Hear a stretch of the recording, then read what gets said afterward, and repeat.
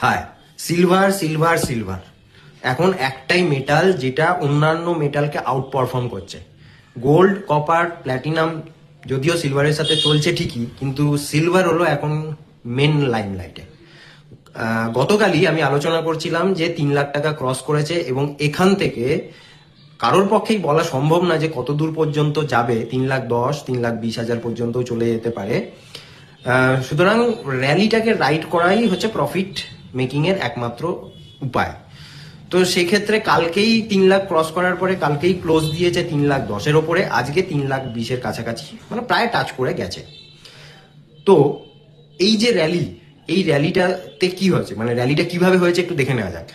22শে মে 1 লাখ টাকা ছিল, 8ই October 1.5 lakh, 12ই December 2 lakh, 5ই জানুয়ারি 2.5 লাখ, 19শে জানুয়ারি 3 লাখ, আজকে 20 জানুয়ারি 3,20,000 টাকা।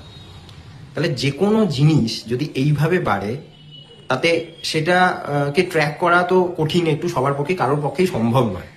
কিন্তু প্রফিট হচ্ছে এটা তো খুবই ভালো, র্যালিটাও রাইড করছি। কিন্তু যে কোনো খাবার যেরকম ঠান্ডা করে খাওয়া উচিত, সেরকম এখন সিলভারটা, নিচের ছবিটা দেখলে বোঝা যাবে যে সিলভারটাও একটা ওভারহিটেড মেটাল হয়ে গেছে, এবং এতে যদি টাচ করা হয়, যদি ভুলচুকভাবে টাচ করা হয়, খালি হাতে টাচ করা হয়, তাহলে সেটা ছ্যাঁকা দিতে পারে।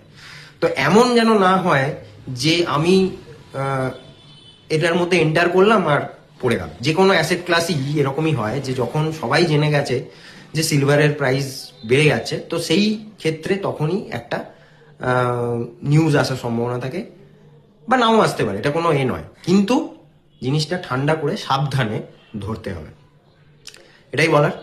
আর বাকি দেখা যাক তাহলে কতদূর পর্যন্ত সিলভারের র্যালি চলতে থাকে।